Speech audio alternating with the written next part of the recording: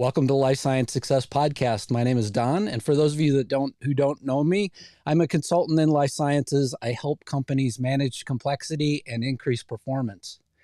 Today on my podcast, the guest is Brad Feld. He's an American entrepreneur. He's an author, blogger, venture capitalist at Foundry Group in Boulder, Colorado. He began financing technology startups in the early 1900s. First as an angel and then later as an institutional investor. He's written several books on entrepreneurship, and his latest book focuses on the construction of effective startup boards of directors. Welcome, Brad. Thanks, Don. And you said I started in the early 1900s. I'm not quite that old. Early 1990s. 1990s. Yes, I'm sorry. Thanks for catching that. I wish I could time travel back because I think there's some pretty interesting stuff going on in the early 1900s. Thank you for catching that. I appreciate it. So just for the individuals that don't know you, could you just talk a little bit about the things that you've done? It seems like you've got quite a history, especially in terms of startups. Sure. I started my first company in 1987, right out of college. I sold that company to a public company in 1993. I was on the deal team for that public company, which bought about 40 companies after my company was acquired. So I was very involved in a bunch of acquisitions. I also started investing in that time frame, 1993, 94, as an angel investor, and made about an investment a month for 3 years as an angel investor. Small, $25,000, $50,000, but almost always the first money in the companies I was investing in. My wife, Amy Batchelor, and I moved from Boston, where we were living at the time, to Boulder, Colorado, where we live now. We split our time between Boulder and Aspen. And I accidentally started investing as a VC in 1996. I got connected with a group of people that were working with a Japanese company called SoftBank that today is reasonably well known, but in the mid-90s in the US was not really that well known. That was just starting to do internet-related investments. And that generated the first venture firm that I co-founded, which was a spin-out from SoftBank, ended up being called Mobius Venture Capital. And then in 2007, I started a new firm with some of my colleagues from Mobius called Foundry Group. I also am a co-founder of Techstars, which there were four of us that co-founded it in 2006, which today has made about a little bit over 3,000 investments around the world at the very, very early stage, pre-seed level. Yeah. And then, in terms of the discussion today, I'm going to center most of the discussion between us, around the new book that came out. But where I know you from initially was I was attending a conference, and then you were there talking about startup communities, one of your other books. But you have quite a few. So, can you talk about the other books that you've written? Sure. I've written 7. 6 of them are very specifically focused on startups. The ones I'm best known for, Startup Communities is one of them. I wrote that in 2012. Started in 2010 with the premise that you could build a startup community anywhere in the world, and that in fact every city in the world needed a startup community as part of its overall culture to drive innovation and renewal in the city. The phrase startup community didn't exist back then. People called them all kinds of different things. Probably the most common thing they were called were entrepreneurial ecosystems, innovation clusters, research, this or that. And what I really tried to do with the book was take a practitioner's approach rather than an academic approach. And I use Boulder as the example because I moved to Boulder in 1995, and by 2010 there was this incredibly vibrant startup community in Boulder, which is a very small town, only 100,000 people.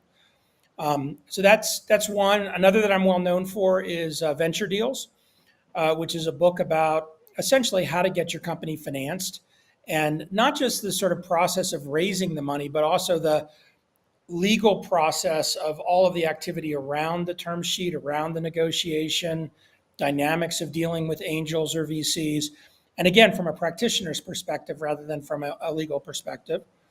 And then one other book on the startup side that's popular is the first book I wrote, Do More Faster, which had a second edition that came out in 2017 that David Cohen, who's the co-founder of Techstars, and I wrote originally in 2010. And it's very short, quick stories, 2 to 5 pages each from a bunch of entrepreneurs and from us about 80 or so topics around starting a company.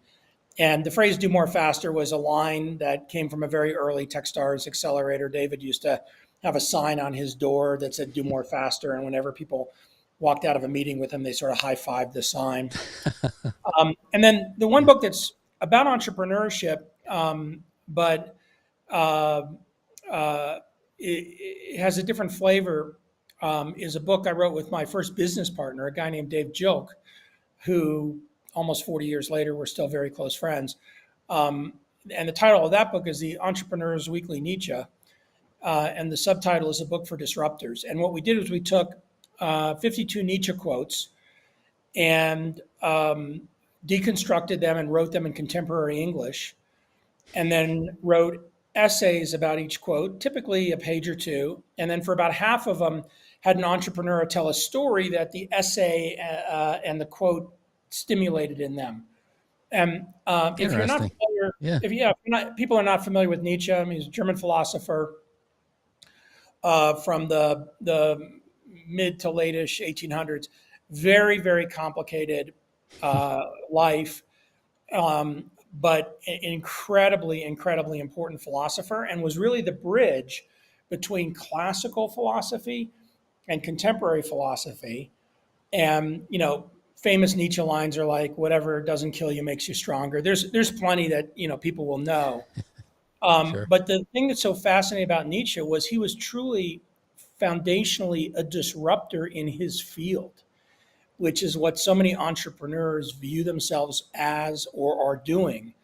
And when you sort of spend time appreciating some of the things he said, plenty of things he said I don't agree with, but appreciating some of the things he said, it's really profound in terms of the kinds of things they stimulate in one's own thinking. So that was a book that I wrote just before Startup Boards. Interesting. And so would that be the very first edition of Startup Boards that you're talking about? No. I wrote the Nietzsche book. The Nietzsche book came out a year ago, and the Gotcha. Startup Boards, which we're talking about today, the first edition was in 2013. And at the time, very few people were actually really talking about how boards worked. And I think many entrepreneurs either had boards or had a misconception of boards or didn't want boards, were afraid of them. Yeah. I had been on many boards up to that point, given that I'd started investing in 1994. And I would say of the boards I've been on, they range at one end from boards that are incredibly helpful to companies and very functional and really significant and positive teams.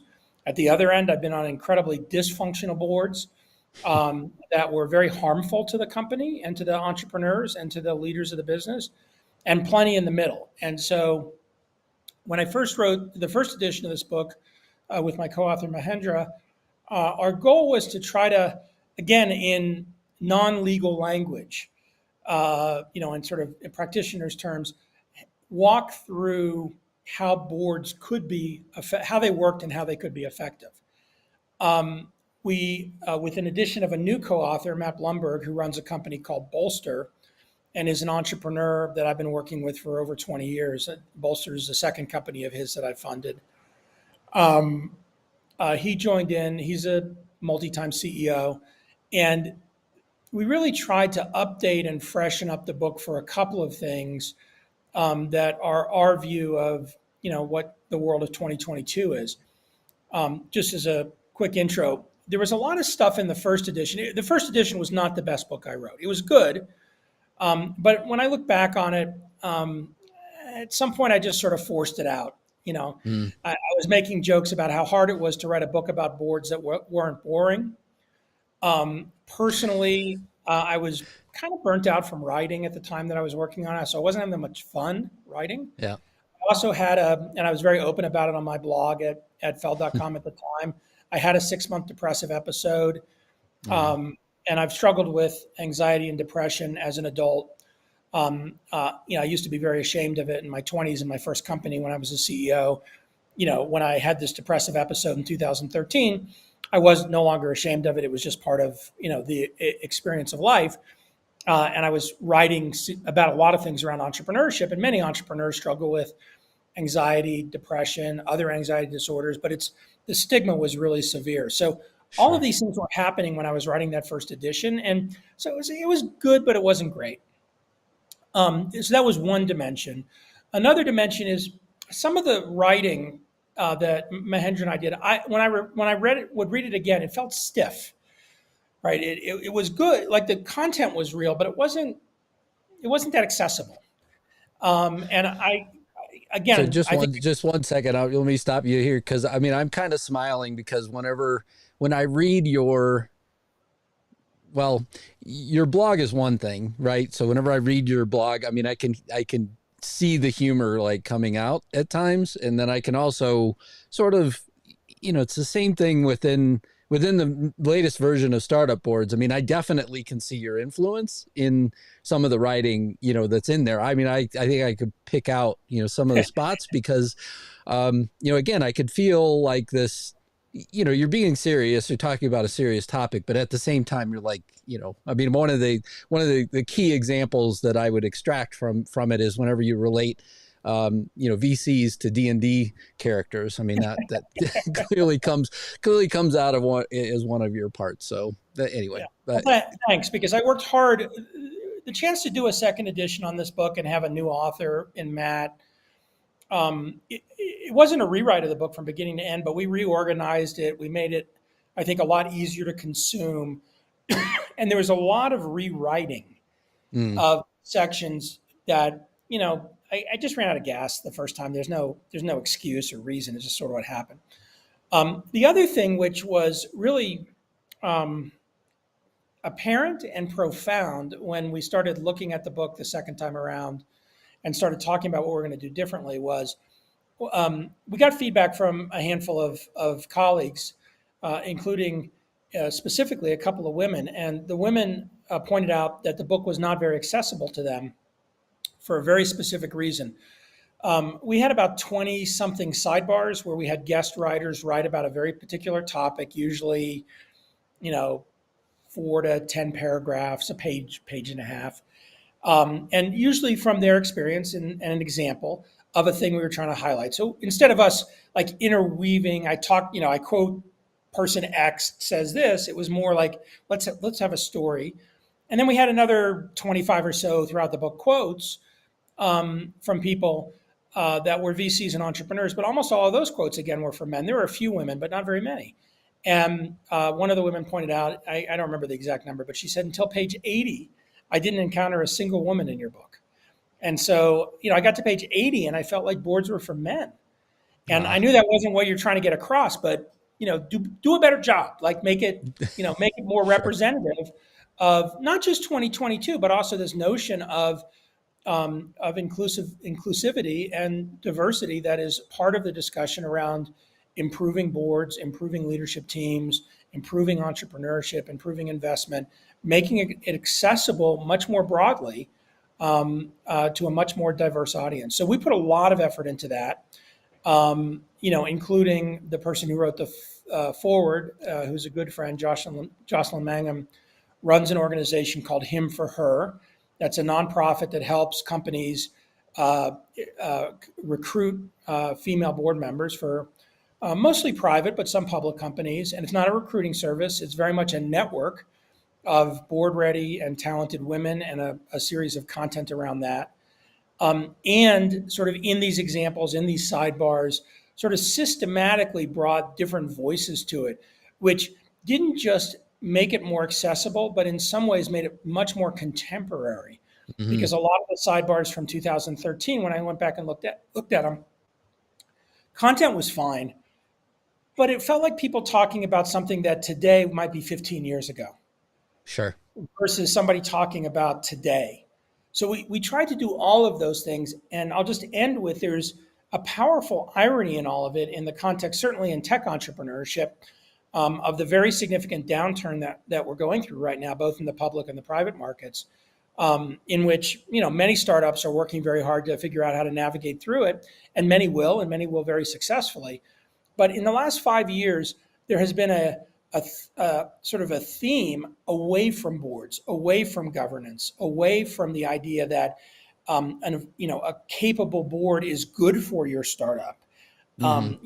The mythology of the investors just want to take the company away from me, or my investors and my board is just going to be overhead and a pain in the ass for me, or I need to control the board by making sure I have enough votes or enough seats or whatever. And that had sort of these things always sort of go back and forth in a balance, where it's too far one direction or too far the other. I would say in the last couple of years, for sure, it's gone way too far on the direction of people questioning and not understanding or not appreciating the value of a really highly effective board. And so we feel like the timing of the book is really useful from that context as well. Yeah, and I think, I at least from my standpoint, so I obviously focus only in on life sciences companies. So these could be companies that are, developing medical devices. So these could be machines inside of life sciences, medical devices, also though being diagnostics. So that could be the tests that are run inside the machines. And then lastly, any form of drug development as well. And there's so many topics in here that I just kept extracting like one gem after the other, just going, man, I could think of this company could really use this thing and this company. And so, you're actually going to get a few more book sales, because I ordered a few hardback copies to hand out as well, because I just think that it has such a wealth of knowledge in the section, by the way, for anybody that does read it. Interestingly enough, Brad and Matt and Mahendra all mention in one section of the book how to kind of look or recruit for board members. And is it him for her is mentioned, as a matter of fact, first in the list of places to go recruit for board members. I'm going to take you back a little bit in terms of how the kind of the next edition came about. There's mention as well that, Matt kind of, approached kind of you and Mahendra about rewriting the book. Can you expand a little bit more on that? Yeah. And I'll give the less varnished version of how it played out, because it's always, sure. There's always an emotional tenor below it. I had no plans on writing a second edition of this book. I had been, again, I was happy we wrote the book. I wasn't thrilled about it. Like, I wasn't proud of it. It wasn't, as a writer, separate from the rest of my life, writing a book is really challenging. And for anybody that it's a little cliche. All authors say, "Gosh, this was the hardest thing I ever did." It's just really hard. And even if you know the topic really well. So I just kind of shelved the idea of ever doing a second edition, even though I've done multiple editions of other books. Matt had started this new company, Bolster, which we had invested in. Bolster is a marketplace for executives, and it's not a recruiter, and it's also not a recruiting service. It's very interesting how, if you think about the way that executives get recruited, it's either network, word of mouth, or executive recruiters that are very expensive, and it's a very inefficient process. And the idea came from this notion of fractional executives. So executives that wanted to work part-time for several companies, or were executive level consultants, Don, like you, had a book of business, but were always looking for other potential clients. And the other side, companies that were looking for very specific talent. And as the talent dynamics in entrepreneurship has gotten more and more challenging from a company perspective. And some of that supply demand in terms of just the number of companies that are trying to hire on experienced executives. It felt like there was a real opportunity to create a unique marketplace. And there's a bunch of other aspects of Bolster, including board recruiting, which is essentially a fractional executive role. They do full-time recruiting activity as well. And then a lot of software within Bolster to help organizations manage their executive level recruiting across essentially the equivalent of divisions. So if you think about it from a venture perspective, I have a dozen boards I'm on. At any given time, every single one of those companies is recruiting at least one executive, but I'm like managing that individually through those companies. I don't have any single way of doing that. So that's part of the infrastructure dynamic. And then, of course, the other side of the marketplace for the executives, making it a place that's not just yet another LinkedIn profile, or executives are not going to put their profiles up on a bunch of job boards, but is actually sort of a highly curated, highly referred, highly sort of managed marketplace.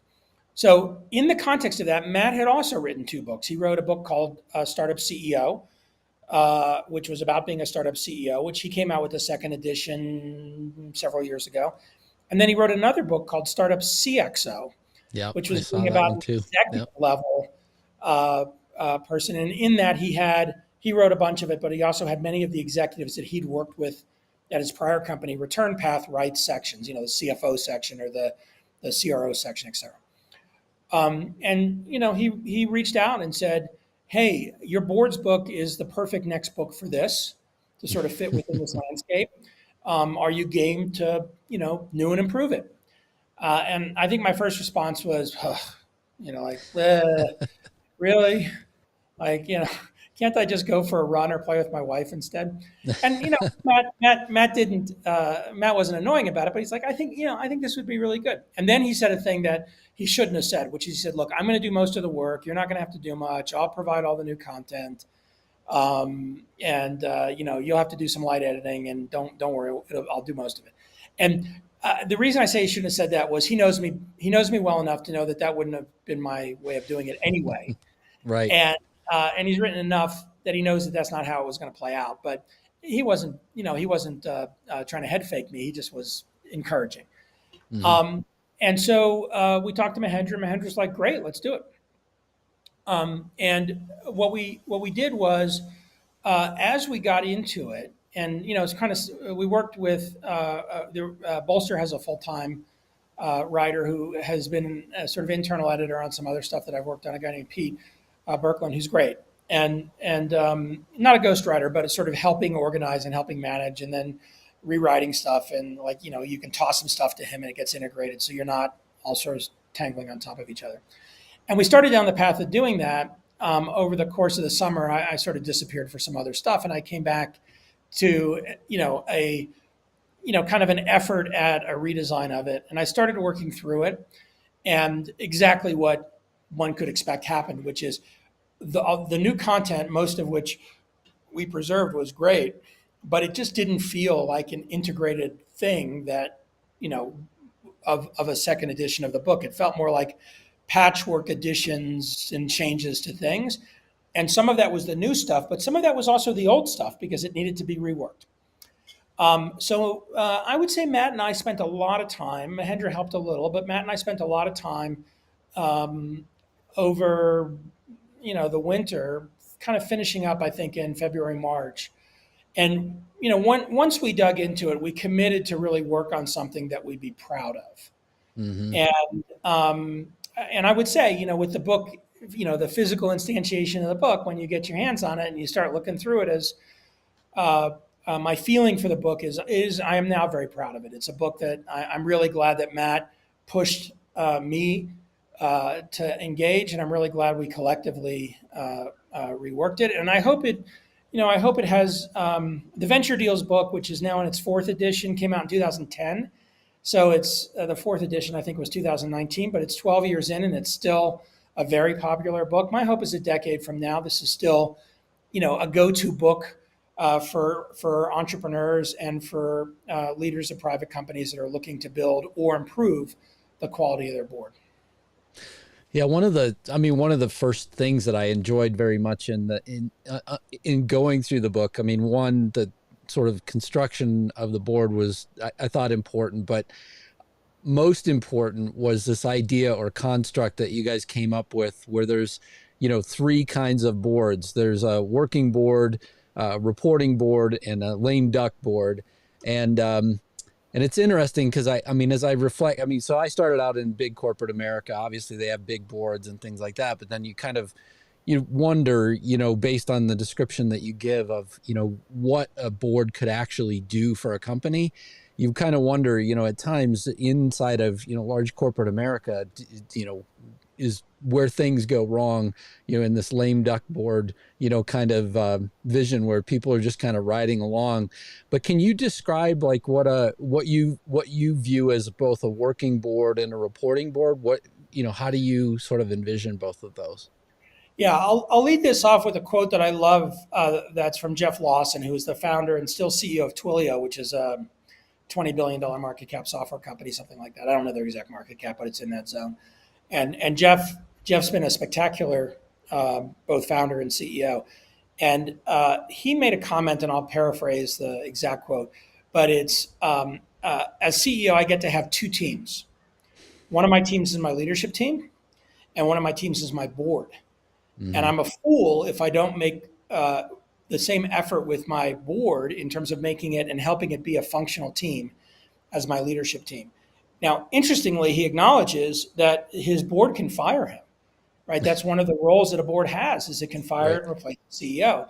But that doesn't diminish his view of building and leveraging that board as a really powerful team to help him as the CEO both grow his business and deal with all of the crazy stuff that happens, in any business, but especially in a high growth business. So I start with that because if you then reflect back on me as a board member, and I've been on many, many, many boards. I have one line, one sort of frame of reference around how I think about my role on the board. And my frame of reference is, as long as I support the CEO, I work for her. If I don't support the CEO, my job is to do something about it, which does not mean fire her. It means confront the issue and try to get back to the place where I support the CEO.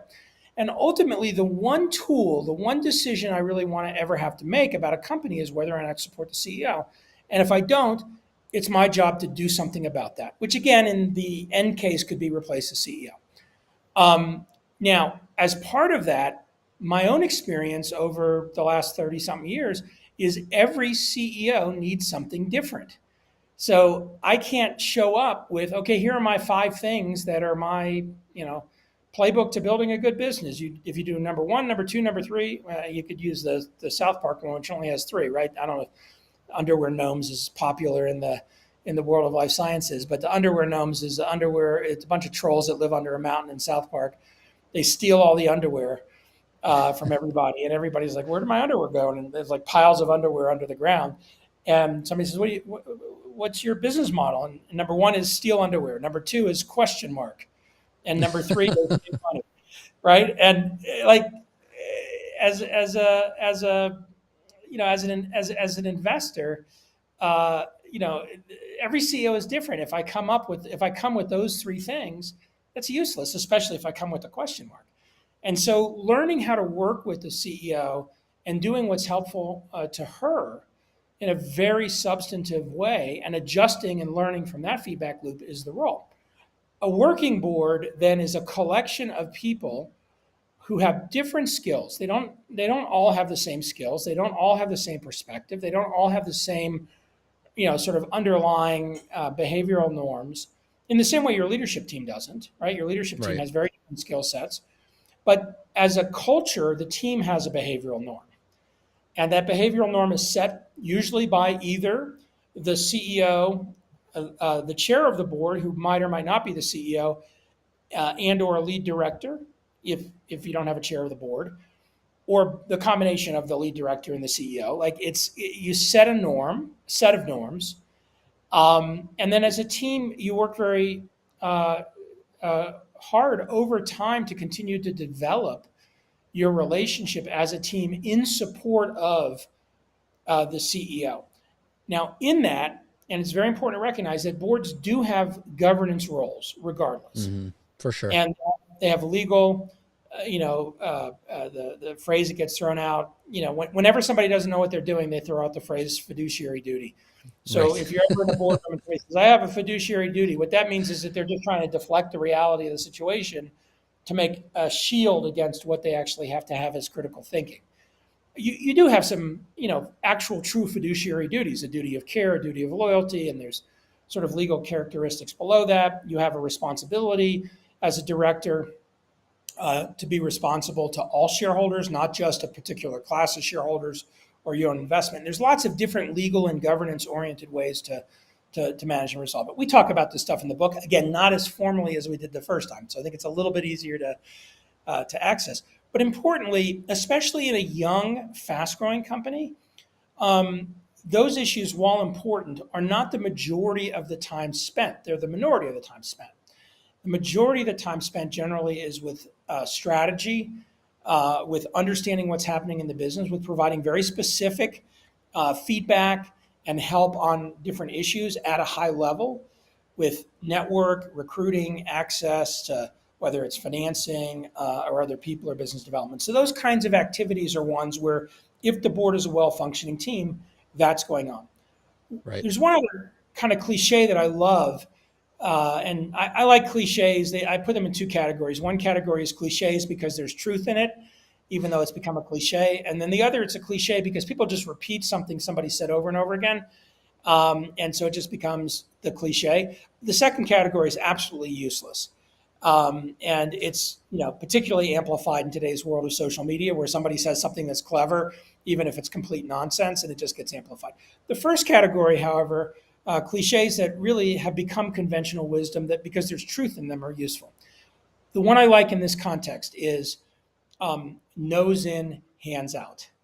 A board member should be nose in, hands out. You should be like leaning in, paying attention to what's going on, understanding, engaging, but you should not have your hands in the business. That's the CEO's job. The second the board member starts sticking, his hands in the business, the CEO, should be alert to it.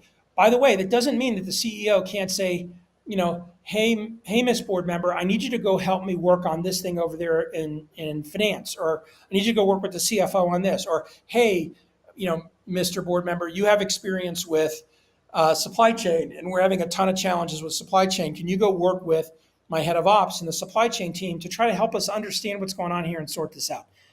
That's very different than I'm a board member and I realize there's a supply chain problem and I just show up and start talking to the person that's the head of supply chain that's 2 or 3 levels down from the CEO and saying, you should do this, you should do that. Right? So getting that nuance right as a board member, if you go back to the cliche, nose in, hands out, when invited to be hands in, but not with a you should do this, you should do that, but much more help solve the problem, help work through the problem, and then get hands out again so that the team can go do their work. Yeah, I feel like there's really good examples overall in the book of that as well. That, hey, look, there's a real opportunity here to leverage the board.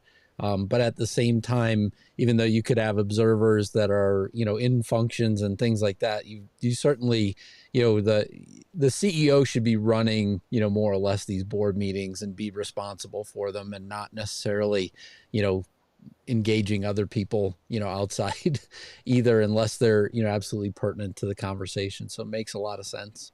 I mean, the other dynamic, which is really interesting in the context of a highly functioning board, links to what you just said, which is communication. I think the best boards I've been on and am on are ones that have very open communication across all the people in the room.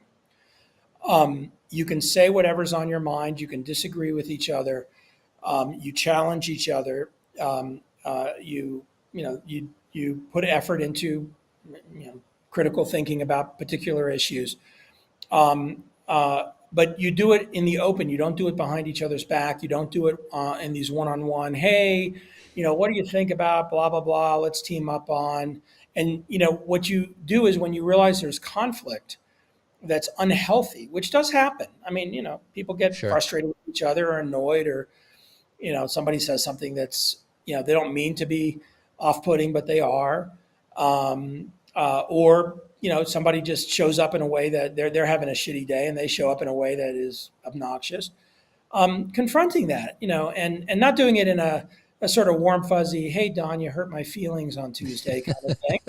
But, hey, Don, this isn't helpful. Like, I understand what you're trying. I think I understand what you're trying to say, but the way you're going at it it's not clear. Let me try to restate it in a way that might be helpful. And Don, tell me if I'm wrong, right? Because I'm just trying to interpret what you're saying, and whatever qualifications you need. But again, out in the open, with whoever's in the room, including if it's the management team, so that people can process what's going on. Last comment I'd make, and I'd give an example, especially. I think it's true generally for board members. if a board member is the chair of a company, whether they're the executive chair, they work for the company, or whether they're the non-executive chair, and they don't work full time for the company. Being conscious about or recognizing how people will interpret what you're saying, and being conscious about how directive you are about things. And a very short example, I was co-chair of a public company in 2000 that bought a bunch of companies. And we had just bought a company, and I didn't always, but I usually tried to go visit the companies after we bought them for a day or two. And it was a company that was doing very, very well financially. We were very excited to buy the company. We liked the founder, CEO a lot. And part of why they were doing well financially was that the person was a spendthrift. He literally spent no money on anything that he didn't have to spend money on. And he had built, a very profitable business with relatively little investment. I'm walking down the hall with him of the office, just sort of hanging out. And it's a shabby office. And I've been in plenty of shabby offices, and that's fine. And I've had shabby offices. This was a particularly shabby office. And I just said offhandedly, jokingly, man, this wall needs a coat of paint. And I didn't mean anything by it. I wasn't trying to insult him. And, I shouldn't have said it. I just it was one of those, I was tired or whatever. It just kind of popped out. And, we do our thing and we hang out and we have a nice dinner and we get to know each other. The next day I go back to the office and somebody's painting the wall. The board member wanted the wall painted. I said, so why is somebody painting the wall? I'd forgotten I'd said that the day before. Like it wasn't a conscious thing. And he looked at me and said, Brad, you told me that wall needed a coat of paint. And I said, dude, I'm not your boss. You report to that guy over there who's the CEO, not me. And I'm sorry I said that. That was stupid of me to say that. I apologize. And we had a good chuckle over it. But it's a good example. Like I carried it around with me. I could have said, wow, there's so many different ways I could have tried to connect to him, which was really all I was trying to do. Yeah. The next question that I have for you, and this more or less will lead us into kind of the final part of the interview, is what is the biggest thing that you hope that somebody walks away from with the latest edition of your book? I would say whether it's an entrepreneur, investor, board member, or prospective board member. I think those are the primary audience for the book, although I think the book is applicable to anybody who's interested in entrepreneurship as a founder, and or in and around the system. My hope is there's plenty of lawyers read the book because I think lawyers could benefit from thinking a little differently about boards, as an example. My hope would be that somebody walks away with a very sort of refreshed view of the value of a board, and not just the value, but how to engage with a board to bring that value out, and can see it from multiple different angles. A lot of the book's written from the point of view of the CEO, but not all of it. And we've tried to do it in such a way that even though it's written from the point of view of a CEO, if you're an investor, for example, if you're a lawyer, you'll relate to everything that's going on sort of in the context of it. So I think that's really the hope, that people come away and say, I need to go invest some time in building this second team. Or I have this second team that's a board and it's kind of crappy. And, using right. Jeff Lawson's framing, my board's kind of crappy and I need to go invest in making it not crappy. And that doesn't necessarily mean get rid of my board and change all the people. It means invest some time and energy in it. And here's some ways to do that, not all of which will be applicable to everybody, but hopefully people walk away with enough so that they say, okay, yeah, this is, I'm going to go put some energy into this now. Yeah, to your point, I mean, the things that I would extract from it, let's say if I were not a CEO inside of an organization, the place where I would probably start from is just the way that, even senior executives inside the organization can, just sort of engage with the board whenever they have that opportunity. In addition to that, I mean, I saw lots of examples about, onboarding of board members and the way that you do that and have them have, some sort of a board buddy and, just somebody else to sort of relate to. And then the way that you describe, just in general, how to engage with, how did that board meeting go? And not just necessarily from the CEO's perspective, but also from even individual board members, perspective as well. How did everybody interact with everybody else? So to kind of go back to your other example. I think that's super helpful. It makes me think of one other thing. We added an entire new section, the last section of the book. I think it's section 6, on how to become a board member. So one of the things that I observe and that Matt observes, and certainly one of the things that his business Bolster works on, is there's a lot of situations where somebody says, a CEO says, well, I want to add a new board member, but I only want somebody who has a lot of board experience. Right. And that doesn't really work. Especially doesn't work in the context of trying to generate much more inclusivity. Because if whatever the percentage is, 80% of board members are men, your population that you're choosing from is by definition skewed. Interestingly, and I say this to a lot of people who say that to me, it's like, hey, I was once a board member of my first board. And, Sure. I've had experiences with first time board members who were far, far, far better and more effective and more helpful and more engaged than very, very experienced, famous board members for a variety of reasons. And so one of the things that we tried to do in this last section of the book is talk about not just as an individual how to get a board seat, but how to become board ready, and Mm-hmm. sort of what board ready means and how to think about the idea of being board ready. And in a lot of ways, that section is very useful for somebody that's looking to add people to the board because it gives that other point of view, right? It's not just the CEO thinking about it, but it's now the potential board ready director and how are they going to engage with the board in a way that's effective and helpful. Because one of the challenges, if you've never been on a board before, is you get on the board and you're like, okay, here I am. And the CEO and the lead director don't really know how to run a board. And so you're like, okay, what do I do? And the answer is, I don't know. And, it doesn't really grow from there. So we tried to add that into the mix.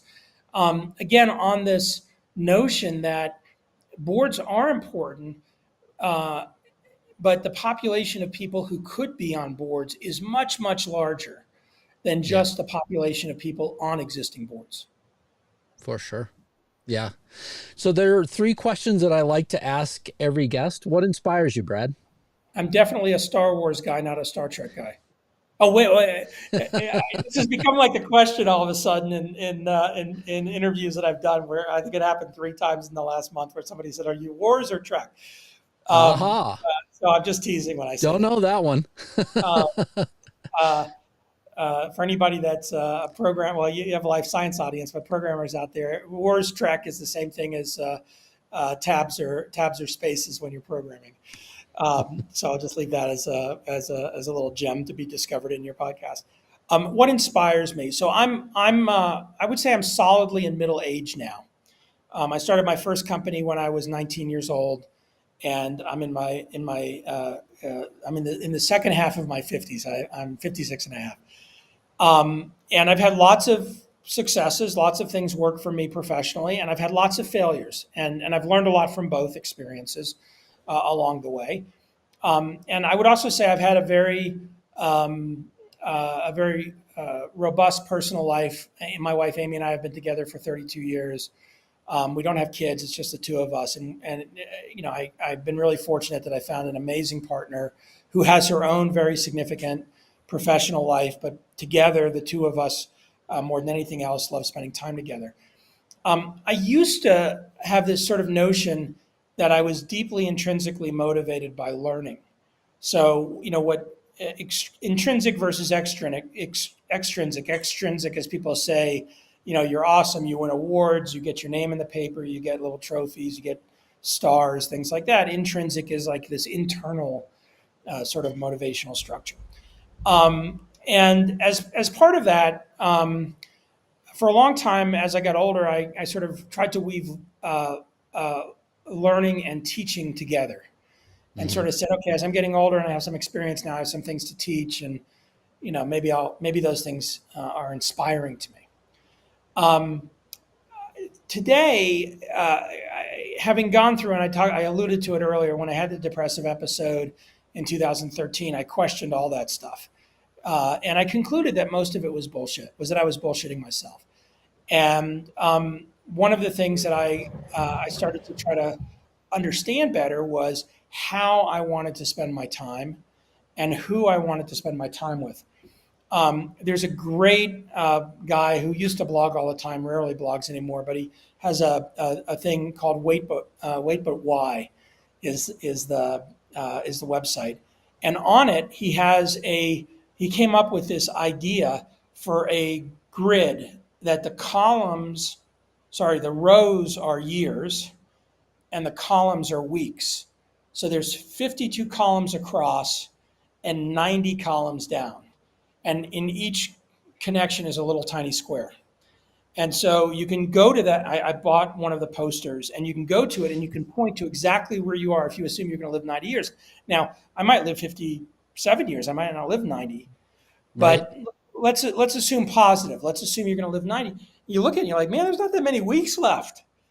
And so what inspires me now is being with people and working on things that cause me to feel like I'm spending my time in the way that I want to.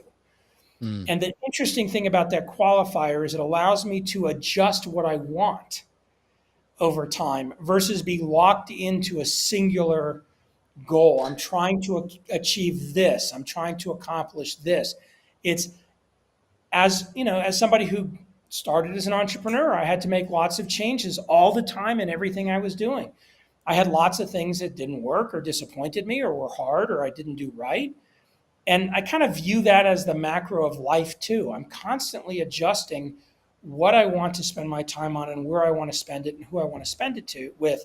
And when I find that I'm adjusting it and getting those things right, I'm inspired. One qualifier there that I think is important, I recognize it's a pretty abstract answer. I assume that as somebody who has been working my whole adult life, roughly 20% of my working overhead and working life is just nonsense. It's just garbage. It's overhead. I read a book many, many years ago. I'm not going to remember the name of it, but when I was running my first company, it was a book about how to build a good consulting business and how to scale up your consulting business. That was the first business, was a software consulting business. And in it, the guy who wrote it, I should know the name, he basically said 20% of your time is overhead, no matter what size you are, no matter what you do. When you're one person, 20% of your time is just going to be raw overhead. When you're 100 people, 20% of your time is just going to be raw overhead. And the other 80% of your time, you get to decide what to do with it, but you don't get to decide to do 100% of it. You're just going to have 20% that's going to be lost, and just accept that. So that's part of my framing, which is I don't get discouraged when I'm not spending 100% of my time, on what I want to do. Yeah, I think part of it though is having that opportunity to decide. I mean, so one of the things that I've not talked a lot about, I've mentioned it a couple of times here on the podcast in general, is that I'm working on finishing a book at this point in time. I'm in kind of the second round of edits, and so yes, it's hard and it's painful and it's everything that you mentioned. So the title of the book is Overcommitted. And so sort of the whole premise behind the book was I spent a lot of my, I would say, early working life being overcommitted in a lot of different things, thinking that they would contribute to where I wanted to go. And what I found is that, by simplifying my life and making both personal and professional decisions, I get to decide the destination of where I'm going to go.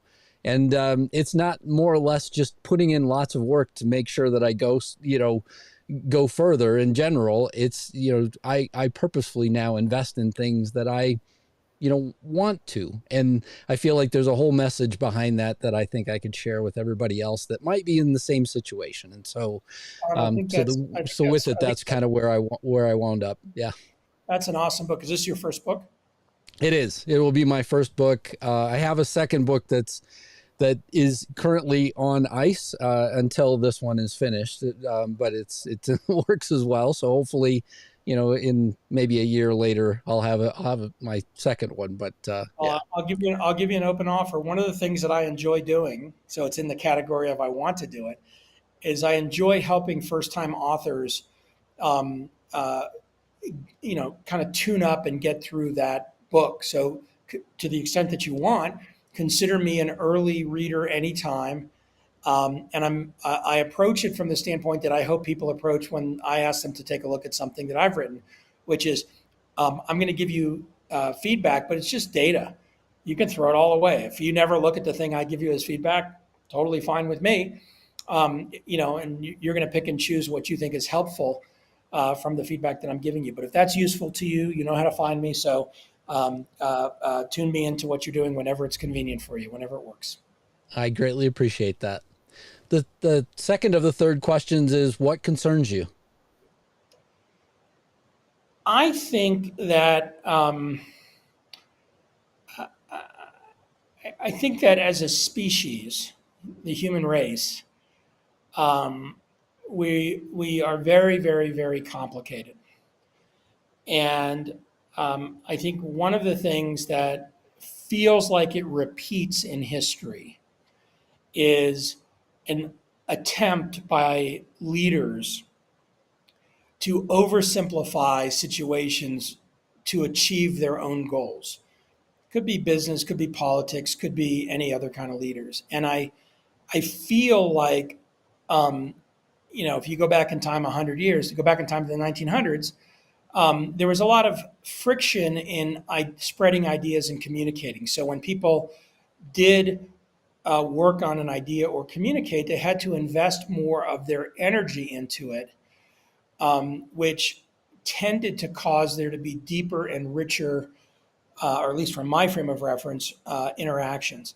I think today it's so very easy to distribute uh, ideas or advocate a position or try to, change or influence the way people work. I mean, the word influence has become an integral part of business, whereas in the Don Draper marketing world, I don't think he probably ever used the word influence because people were afraid to say it in the 1950s.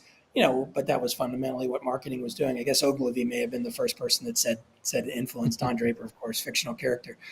But this sort of notion that as a species we are spending way too much, from my frame of reference, way too much time trying to convince others of our position or influence others to buy something or influence others to think a certain way, and giving up or not spending enough time looking at what's going on and trying to actually figure out what makes sense Mm-hmm. in that context. And I see it at many, many levels. And, I think it'd be easy for somebody to sort of classify that statement as a political statement.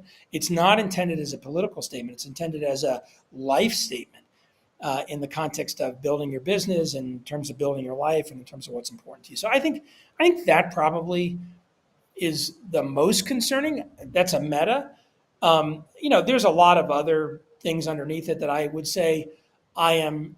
I don't let them bother me on a day by day basis, because that's not healthy for me. But I'm intrigued with them and generally trying to do things that are positive in the face of those things rather than negative.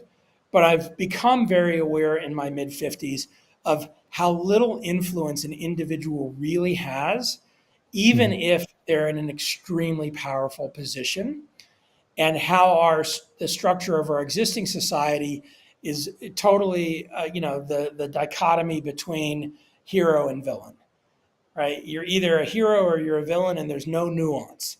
And I think that's very, again, it's not healthy for me when I approach it that way, because I think even villains generally, there's something you can learn. And a lot of heroes are way less heroic than we interpret them to be. So, I feel like that's in a not great place as a species, but I also don't know that there's anything to do about it. I think it may just be the natural evolution of the way, as humans that are now technology enhanced, it goes.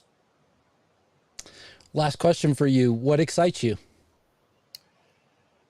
Well, in the very short term, at the end of the day today, my wife Amy and I are going to go play tennis.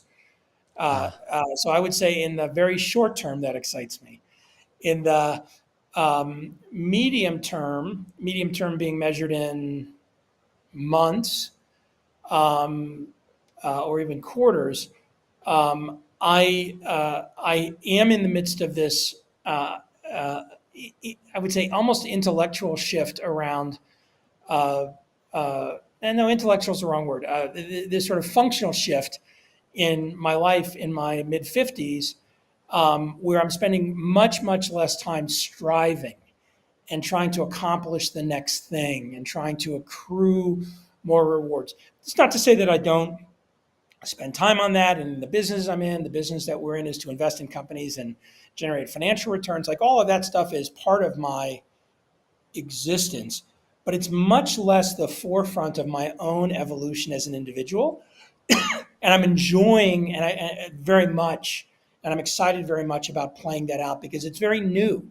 Figuring out, you know what? I don't. I have a metaphor. I'm a big tennis player. I have a metaphor. Imagine a ball machine shooting balls at you, and somebody turns the ball machine up to the top speed, and the balls are coming at you so fast. When I was in my 20s, I tried to hit every ball back, and I tried to hit every ball back over the net and in the court. And when I was in my 30s, I tried to hit every ball back. And when I was in my 40s, I tried to hit every ball back. And now I don't try to hit every ball back. And in fact, I just wait for a ball that I feel like is a decent ball, because I can't run them all down.